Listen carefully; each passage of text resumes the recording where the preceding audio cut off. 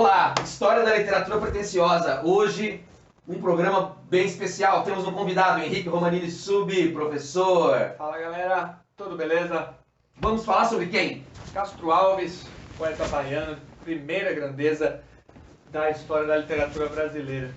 E a primeira pergunta, Carneiro, para a gente fazer esse vídeo é destacar por que Castro Alves. Vamos saber quem ele foi, mas por que ele foi isso tudo? Por que ele é tão Olha falado? só, no momento século XXI em que ser romântico é algo sinônimo de bobo, sonhador, que na verdade deve ser mesmo. Falar de Castro Alves, um poeta jovem, soa um pouco anacrônico, fora de tempo, mas Castro Alves, ele é um representante da poesia romântica com um pé em dois momentos em que há escritores bons num momento chamado baironismo e escritor também no terceiro tempo, Sousa Andrade, e Castro Alves consegue navegar por esses dois momentos da literatura romântica com menos de 24 anos de idade. E falando de uma temática que foi surpreendente à época e também o levou ao seu lado mais conhecido, que é a questão dos escravos, a questão da poesia negra, o poeta dos escravos. É isso tudo mesmo? Ele precisa ser lembrado só por conta disso? Me parece então. que a obra dele, mais romântica propriamente, é de qualidade no mínimo igual, mas fala-se muito do Navio Negreiro, enfim, como uma obra máter. O romantismo o romantismo que influenciou Castro Alves passa tanto por França como por Inglaterra. Não sei se é isso tudo. Né? O poema Mauro Escravo, Navio Negreiro, tendem a uma narrativa, tendem a uma linha de gênero que seria, digamos, um pouco mais plausível para o público de ontem, de anteontem e de hoje, que é consumir narrativa. Mas é lamentável que Castro Alves seja lembrado em livros didáticos, pelo cinema, na história da nossa cultura, apenas como um poeta que fez campanha pelo abolicionismo. Nós vamos encontrar dentro da poesia de Castro Alves uma influência inglesa, um caráter tumular, um tanto gótico e, claro, com os exageros verbais, ali, com exclamações, interjeições, reticências, arroubos juvenis. Alguns são rasos os poemas, né? Lugares comuns, culpa da pouca idade, mas ele também conseguiu fincar o pé na história da literatura e é por isso que a gente está falando dele aqui. Você não recitou, mas você está descrevendo Mocidade e Morte, né, do Espumas Flutuantes, que a obra é bem isso, né, de uma intensidade assim, total. Ele é muito pesado, o clima é pesado, e ele fala justamente desses momentos que antecederam a sua morte precoce, fruto de um acidente de caça. Ele deu um tiro no pé e ficou padecendo disso até falecer das complicações.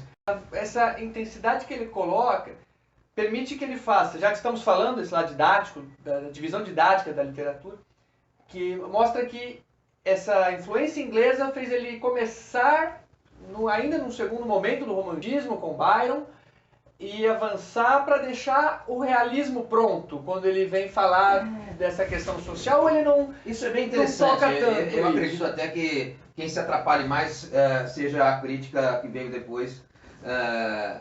Tem essa impressão de que o baironismo termina para começar um terceiro movimento. Em Portugal é chamado de transição, lá com o João de Deus, Júlio Diniz e tal. E no Brasil é chamado de um terceiro tempo. Mas sabe-se que a influência inglesa era tão marcante quanto a francesa dentro dessa produção do Castro Alves. Victor Hugo, ou Victor Hugo, eu não sei pronunciar, é uma influência marcante, Os Miseráveis, e autor dos Miseráveis e outros textos que ele publicou, valorizando aquilo que é o coletivo, que está em Navio Negreiro. A questão da colocação, o lugar quase físico onde colocar o Castro Alves, acaba fazendo com que a sua qualidade se perca um pouco. Ele consegue ser soturno, terrível, também no Navio Negreiro, principalmente nas primeiras 5 partes, em que se fala do tombadilho do navio, do sangue, da noite, do caráter tumular, que toma conta da narrativa mostrada sob os olhos de um albatroz.